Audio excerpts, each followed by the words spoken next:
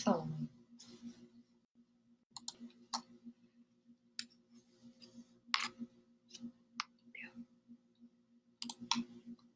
Boa noite a todos os amigos. Estamos nos conectando 2 minutinhos antes, o pessoal ir se arrumando, se ajeitando.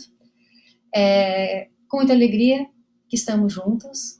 Isso é uma iniciativa da direção da casa. Essas palestras online têm o objetivo de que os nossos corações tenham certeza que a equipe da Associação Espírita Fé e Caridade de Encarnados continua junto. É só materialmente a distância. Mas o que é a matéria para os corações que amam Jesus, querem se melhorar, fazer um mundo melhor? E tenho a certeza que a equipe espiritual da associação está conosco, continua com as suas atividades, tudo sob controle. Aliás, tudo está sob controle. Não nos esqueçamos que não cai um fio de cabelo, uma folha de uma árvore, sem que Deus o permita. Vamos aproveitar este momento, essa situação, para viver um pouco de uma forma diferente. Eu separei, em vez de uma página para a leitura inicial, é uma canção chamada Cantiga de Paz, se eu não me engano, inspirada numa poesia de Alta de Souza ou Amélia Rodrigues. Se quiseres sentir a paz dentro de ti, escuta, meu irmão. Faze silêncio, espera que volte a primavera na força da oração. Transforma teu soluço em riso de esperança no amanhã que vem. Depois da tempestade surge sempre a bonança, agora ou mais além. Em tua longa estrada, só tu tens o poder de transformar espinhos em flores perfumadas, que ao sol da confiança enfeitam o teu caminho. Olhando ao teu redor, verás que almas tristes te pedirão amor. Tua tristeza, esquece. Sorri, ampare, aquece, seja o irmão quem for. Sofrendo chuva ou vento, o trigo doura o campo, sem falar de sua dor. E quando a nuvem passa, a terra generosa desabotou em flor. Imita a natureza, que se desfaz em luz até o entardecer. E quando a noite chega, no céu acendem estrelas até o amanhecer. No YouTube tem a canção lindíssima, nossa amiga Ana Carla canta essa música. Quando encontrarem com ela, peçam para ela cantar para vocês. Agora todos conectados, unidos, são 8h01. Nós vamos agradecer a Jesus, a bênção dessa existência, iluminada ao sol de Jesus, mestre e amigo, de todos os tempos, de todos os instantes. Vamos agradecer a bênção da doutrina espírita, que nos esclarece, reconforta e, acima de tudo, nos traz a responsabilidade de quem somos e para onde iremos. Obrigada aos espíritos que nos coordenam, nos dirigem, aos espíritos protetores de nossos lares, de nossas vidas individuais, pelo infinito amor, pela esperança e pela paz que trazem aos nossos corações. Assim seja. Bem, o tema de hoje é abençoa. Eu gostaria de dizer para vocês que esse tema foi feito em família. Queria agradecer o Sr. Nereu e a Dona Bibi, que compartilharam os textos, compartilharam suas impressões, suas reflexões, nos dando, assim, a vontade de dividir esses 2 textos tão preciosos. Um do livro Religião dos Espíritos, de Emmanuel. Emmanuel tem uma série de 4 obras que ele estuda as obras da codificação. Religião dos Espíritos foi o primeiro e estuda várias questões do Livro dos Espíritos. E foi o que deu título à nossa palestra, é o título desse texto de Emmanuel chamado Abençoa. E ele sempre escolhe uma questão, a questão está no Livro dos Espíritos, 3ª parte, onde vai tratar a lei de destruição, a questão 752. Depois vão lá, pesquisam, reflitam.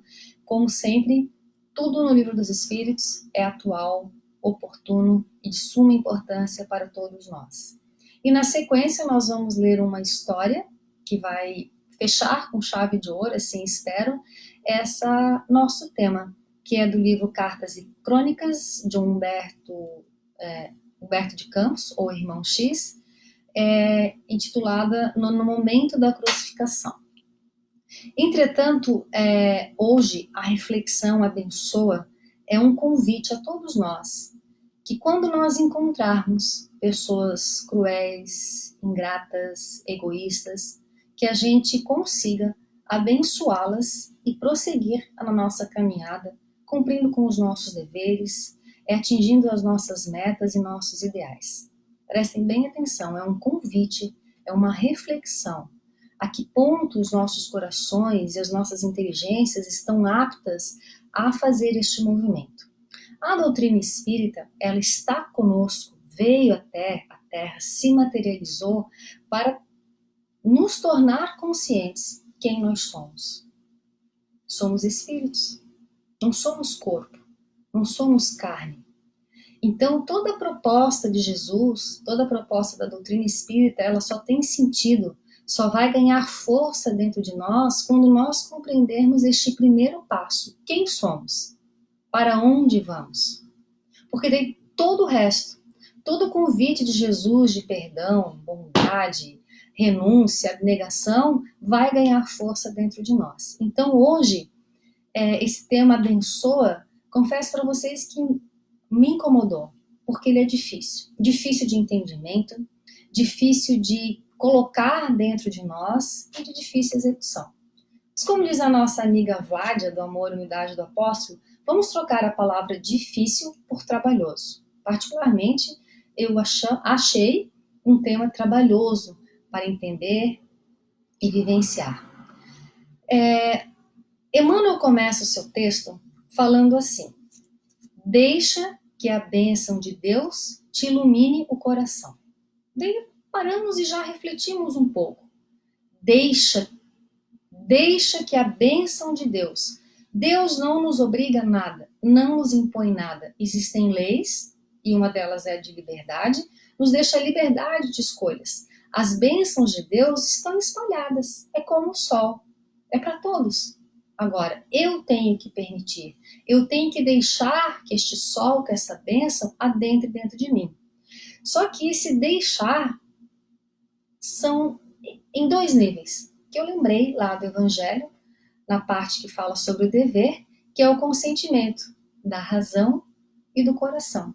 Então, muitos de nós, da doutrina espírita em especial, os estudiosos do Evangelho, nós que conhecemos Jesus e realmente já o amamos, às vezes o intelectual entende o chamado do Cristo. Nos emocionamos com os exemplos que ele deu, mas o nosso coração ainda não. O nosso intelecto muitas vezes já está mais ligado às questões do espírito, mas o coração ainda precisa ser mais trabalhado. E tudo que nós vamos falar aqui serve de exemplo para nível individual e de coletividade. Toda essa movimentação sempre é do indivíduo que reflete no coletivo que nós temos. Bem, e Emmanuel continua. Então, deixa que a bênção de Deus te ilumine o coração. Ninguém na Terra prescinde do amor para viver. Então, essa bênção de Deus que precisa ser aceita pelo nosso intelecto e emoção é o amor. E não existe ninguém na face da Terra que não precise ser amado. Não existe ninguém na face da Terra que não tenha que amar. Emmanuel também no livro Pensamento de Emmanuel nos coloca que desde as estruturas atômicas dos elétrons, aquela atração atômica é a lei do amor. Até os arcanjos existe o amor. Então, aqueles que dizem que desprezam o amor divino, que não creem em Deus, que menosprezam o amor, é temporariamente. É uma lei, é uma fatalidade de todos nós iremos aprender a amar, a viver o amor na sua totalidade. E João Evangelista, já velhinho, lá no final da sua existência, que eu acho que foi até os 90, 92 anos, foi o apóstolo que mais tempo viveu e o que mais jovem começou, acho que aos 17 anos, ele morreu já no final da sua existência, com as forças físicas, ele só dizia assim: Deus é o amor e o amor é Deus. Então, quando nós não soubermos o que fazer, quando nós não conseguirmos nas dificuldades da vida, nem conseguir tecer nenhum conceito, nenhuma explicação, vamos pensar: o amor é Deus, Deus é amor, e vou me entregar a esta bênção que está disponível para todos nós. E na sequência do texto, Emmanuel começa a nos dar vários exemplos de pessoas que vivem essa carência de amor. Entretanto, nós fomos lá no Livro dos Espíritos, porque Emmanuel, no início deste tema, ele sempre coloca a questão que ele estudou. Então, ele estudou a questão 752 do Livro dos Espíritos, está na terceira parte do Livro dos Espíritos, que vai tratar das leis morais, né? Que leis regem as nossas relações como indivíduos, em relação ao próprio Deus e ao nosso próximo. Kardec vai tratar, dentro da lei de destruição, ele separa 6 questões para falar sobre a crueldade. Poder-se-á ligar o sentimento de crueldade ao instinto de destruição? É o instinto de destruição no que tem de pior, porquanto, se algumas vezes a destruição constitui uma necessidade, com a crueldade jamais se dá o mesmo. Ela sempre resulta de uma natureza má.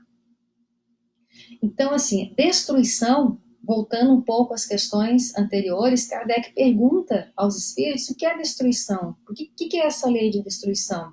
E os espíritos nos respondem que para nós é destruição, para eles, na lei divina, são momentos de transformações, coisas que já estão findando, uma etapa findando para começar outra. Então, se destrói civilizações, situações, ideias,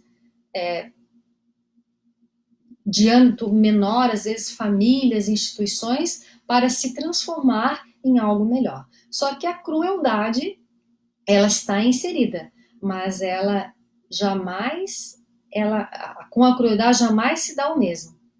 A crueldade é a lei de destruição exacerbada. E Kardec, na continuação, nos pergunta o que é a crueldade. A crueldade é a falta do desenvolvimento moral. Então, toda pessoa cruel que nós cruzamos, cruel porque é egoísta, cruel porque é ingrata, cruel porque mata o outro, cruel porque suborna, cruel porque se deixa subornar, de novo, a nível de indivíduo, de família ou de sociedade, são porque falta nelas um desenvolvimento moral. Moral é a regra de bem proceder. O que é o certo, o que é errado, e praticar para o outro. Na sequência, Kardec se preocupa e faz essa pergunta, embora nós não sejamos mais categorizados como um povo primitivo, mas a planeta Terra ainda é um planeta de provas e expiações, onde há o predomínio de almas que ainda têm uma tendência para o mal, a gente pode encaixar essa resposta também. Aí Kardec pergunta, por que razão a crueldade forma o caráter predominante dos povos primitivos?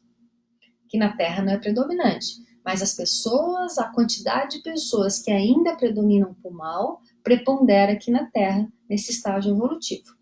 Aí eles respondem, nos povos primitivos, como lhe chamas, a matéria prepondera sobre o espírito. E nós ainda, na sociedade atual da Terra, a matéria ainda está preponderando sobre o espírito. Eles se entregam aos instintos do bruto, e como não experimentam outras necessidades além das da vida do corpo, só da conservação pessoal cogita. Então, se só a matéria existe, nós vamos defender com unhas e dentes esse corpo, as necessidades que fazem ele feliz. Então nós vamos, às vezes, às vias da crueldade, da destruição, de matar o outro, porque é o meu eu, o terra-terra, que predomina no meu senso de escolhas. E uma continuação dos espíritos, que é muito oportuna, que nós, espíritas, temos que estar muito alertas nos dias de hoje e nos que sequência, que a espiritualidade amiga desde sempre tem nos alertado. Demais, os povos primitivos conservam-se sobre o império de espíritos também imperfeitos, que eles são simpáticos.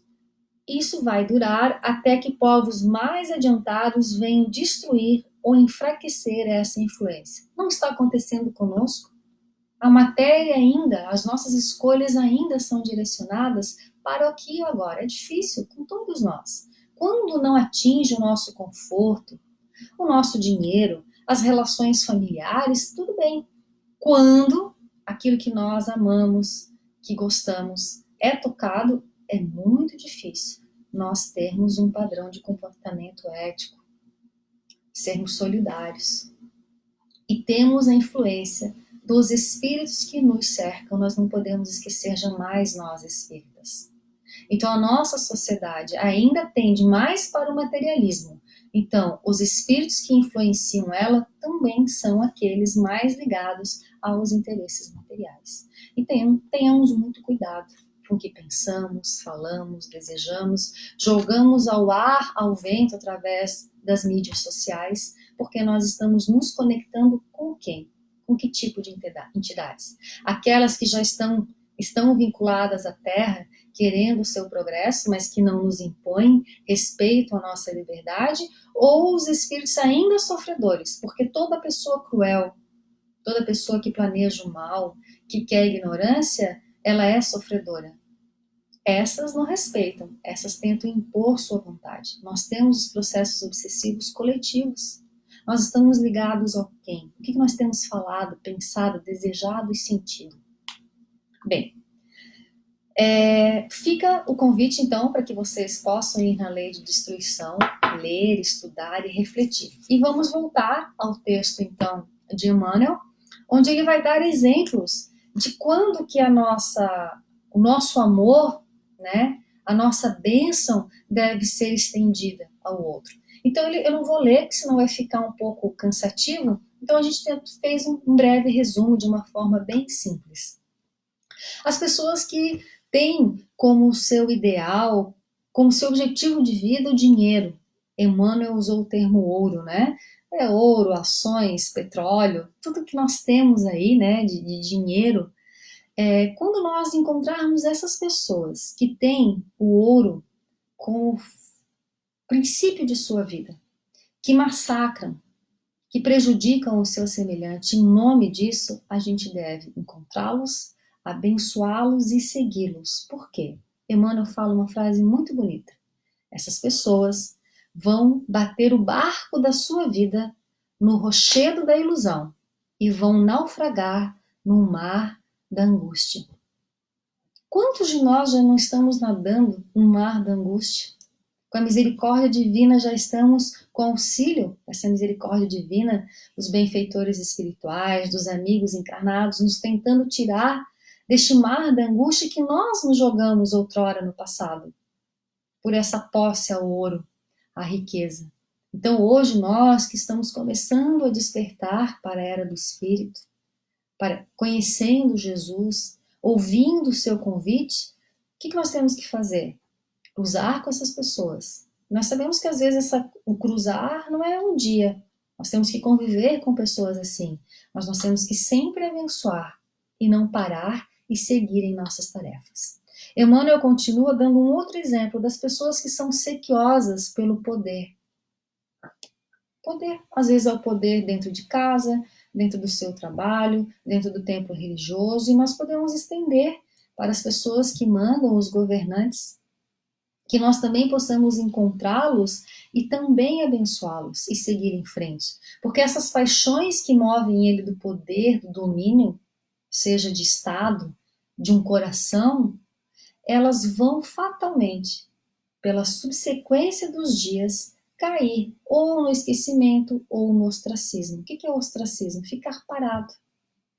Naturalmente, com o decorrer do tempo, essas pessoas que têm o poder, outros virão. Os mais jovens, os mais aptos, os com mais poder e inteligência, e eles vão ficar sem ação, porque vão ficar isolados ou esquecidos. Aí eu procurei lembrar, na história da humanidade, nós temos várias pessoas. Né? Você vai no museu, nossa, é um monte de gente conhecida, tá lá as telas, imagens, que para muitos que vão no museu hoje é só para fazer uma selfie. Nem conhece a história dessa pessoa, mas ela virou literalmente peça de museu. Aí eu lembrei de Napoleão Bonaparte. Dizem que a figura que mais tem biografia no mundo é Jesus, e a segunda, em quantidade de livros publicados, é Napoleão Bonaparte. Ok, mas como é que ele morreu? Um estadista extraordinário, comandou a Europa, por um período ele mandava, né, no mundo, morreu o quê? Exilado na ilha de Santa Helena, sozinho. Então essas pessoas que têm a sede pelo poder, desta forma equivocada, em forma de crueldade para com o seu povo, para com a sua família, para com seus funcionários, para com seus superiores, porque tem pessoas que não têm poder, mas se tivessem, agiriam da mesma forma, fatalmente o desenrolar de sua existência vai ser o solidão, o abandono. E aqueles que te injuriam, te amaldiçoam, passa por ele e perdoa, porque eles serão vítimas de suas próprias fraquezas.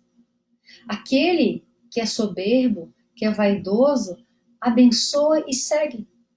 Aquele que te critica, que exige de ti posições, conhecimento e até sentimentos que você não possui, impondo a você, querendo que você tenha comportamentos e atitudes que você não consegue ainda, abençoa e passa. Porque esse indivíduo está lá no Evangelho. À medida que nós julgarmos os outros, nós também seremos julgados. E não vai ser por Deus nem pelo semelhante, mas pela própria consciência. Porque o rigor que hoje tu julga o outro, exige do outro, é o que você vai fazer com você mesmo, porque é o que você sabe fazer. E daí, Emmanuel conclui parte do seu texto falando assim: abençoa a todos e passa. Amanhã todos surgirão acordados em mais elevado nível de entendimento. Não é o que nós estamos esperando de nós mesmos, que nós estejamos acordando, melhorando o nosso grau de entendimento? Todos também serão assim. Se alguém te fere, abençoa. E se esse mesmo alguém volta a ferir-te, abençoa outra vez. Preste atenção nessa frase.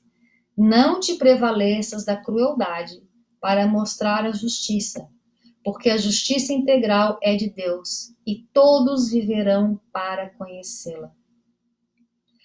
Nós sempre usamos essa expressão, mas é justa a minha indignação.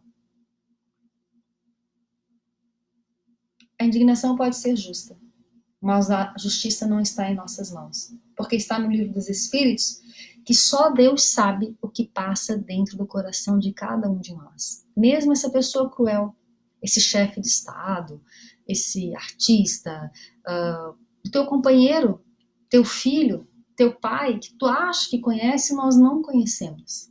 Nós não conhecemos essa alma, esse espírito imortal.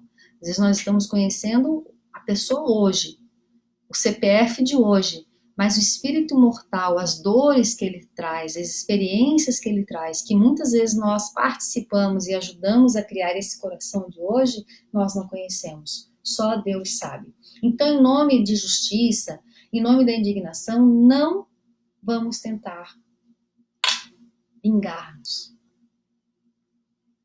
Por isso que quando Pedro chegou a Jesus e falou: qual é a minha conduta frente a uma ofensa, a uma agressividade, a uma crueldade, Jesus falou o quê?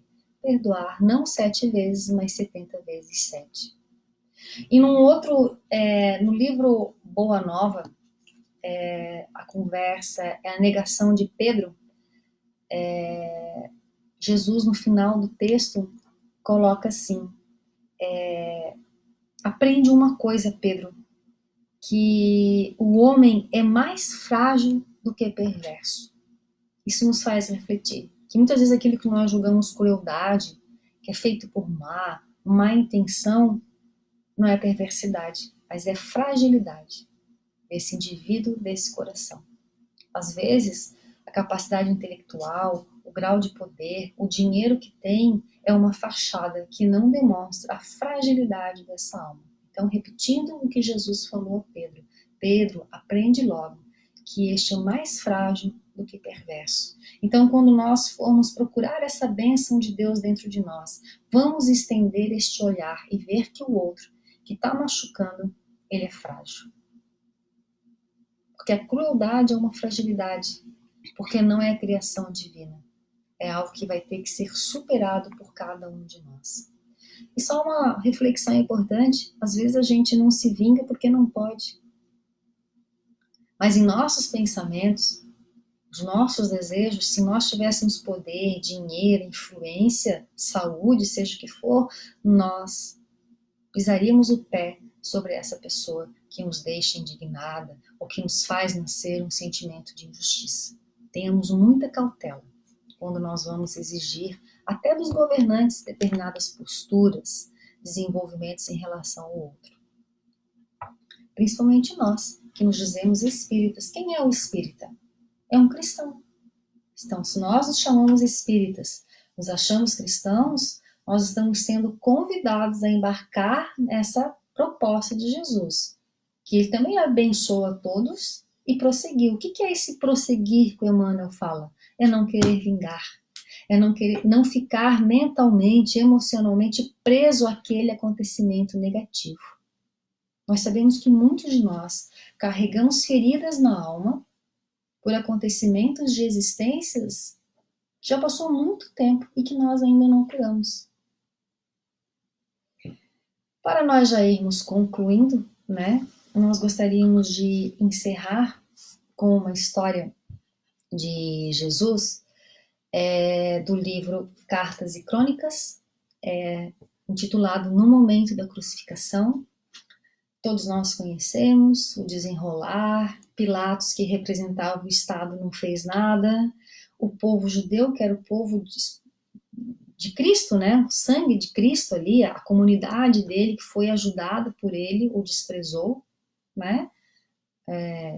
Cuspiu, bateu, botaram a coroa de espinhos, fizeram o madeiro, e Jesus estava no caminho para o Gólgota, cansado, o madeiro pesado, era íngreme a subida, e ele lembrava de todos os corações que ele conheceu, que ele abençoou, as pessoas que ele curou, os cegos paralíticos, os obsedados, das crianças que ele afagou, das mulheres e idosos que sempre o seguiram de forma muito pacífica e cordata. Lembrava do momento, vários momentos na beira do mar da Galileia, mas ele cansou, lembra? Ele tropeçou e caiu. Passando o Cirineu, o agricultor, o soldado que chicoteava o Cristo, que cuspia em Cristo, falou: Cirineu, pega aí para que ele descanse. E nesse momento, Jesus consegue erguer a sua face. E todo aquele pensamento que ele vinha se modificou. Algum deles, Jesus olha para cada um daqueles que estava acompanhando a sua caminhada. Algum deles, porém, acreditando sob incoercível cansaço, obrigaram Simão o Cirineu, que voltava do campo, a auxiliá-lo na condução do madeiro. Observando a turba ingrata, sublime transformação ocorreu em Jesus. Notou que todos os circunstantes estavam algemados a tremenda cruzes invisíveis ao olhar comum. Então, aqueles que às vezes dificultam a nossa caminhada, fazem que às vezes a nossa cruz aparentemente torne-se mais difícil, que nós possamos parar e olhar e ver que todos eles, assim como Jesus observou, carregam cruzes invisíveis. E observando, viu a cruz que cada um carregava. O primeiro que ele pôde analisar particularmente foi Joabe, o cambista, velho companheiro de Anás nos negócios do templo. Ele se achava atado ao lenho da usura. Gritava, aflito, escancarando a garganta sequiosa de ouro. Não longe Apolônio, o soldado da corte, mostrava-se agarrado à enorme cruz da luxúria, repleta de vermes, a lhe devorarem o próprio corpo. Caleb, o incensador, berrava frenético. Entretanto, apresentava-se jungido ao madeiro do remorso por homicídios ocultos. Amós, o mercador de cabras, arrastava a cruz da enfermidade que o forçava a sustentar-se em vigorosas muletas. José de Arimateia, o amigo generoso que o seguia discreto, achava-se preso ao frio lenho dos deveres políticos. E Nicodemos, o doutor da lei, junto dele, vergava mudo sob o estafante madeiro da vaidade. Todas as criaturas daquele estranho ajuntamento traziam consigo flagelações diversas. O mestre reconhecia-as. Eram cruzes de ignorância e miséria, de revolta, de aflição e despeito, de inveja e iniquidade. Tentou concentrar-se em maior exame. Contudo, piedosas mulheres em lágrimas acercaram-se dele de improviso. Senhor, que será de nós quando partires? Gritava uma delas. Senhor, compadece de nossa desventura? Suplicava outra.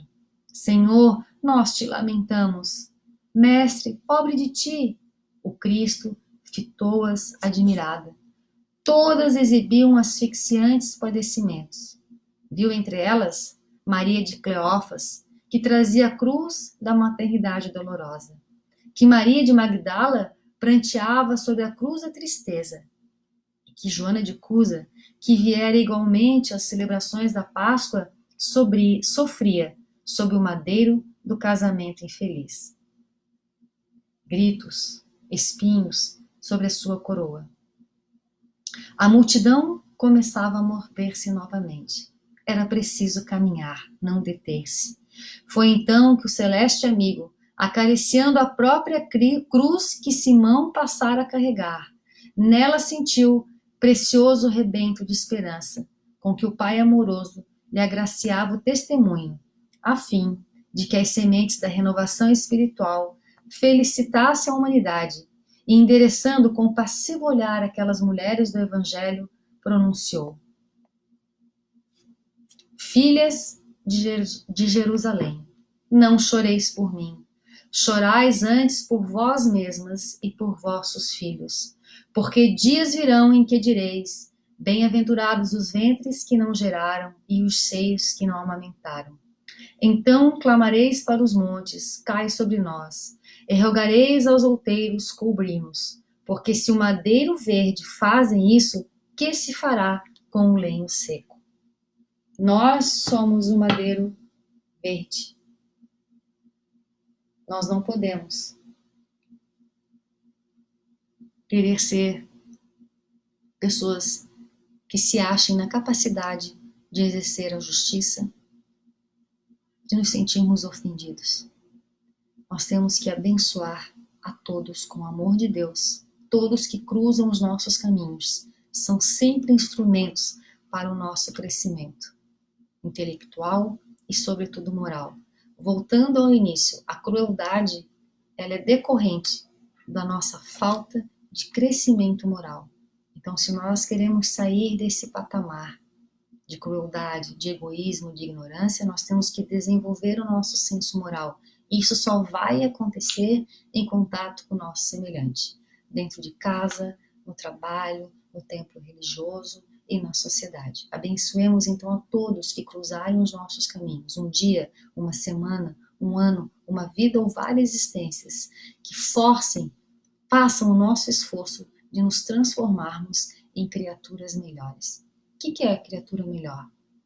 Mais justa, mais caridosa, enfim, que reflita o amor de Deus em todos os seus atos e suas atitudes. Último comentário, meus amigos. Cuidado com os comentários, com as colocações que nós temos feito nas redes sociais. É, acima de tudo, o tempo de nós pacificarmos os nossos corações, para que a comunidade exterior também se pacifique. Nós vamos encerrar, então, este nosso encontro, mais uma vez agradecendo a Jesus, os seus exemplos, o seu evangelho de luz que norteia os nossos corações, e vamos sempre lembrar, Jesus, daquilo que nos deixastes, essa lembrança, essa certeza em nossos corações, que nós somos luzes, que nós somos o sal da terra, que nós somos os elementos regeneradores dessa sociedade. E sabemos que podemos contar contigo, Jesus, e com os benfeitores espirituais que estão sempre conosco, hoje e até todo sempre. Assim seja.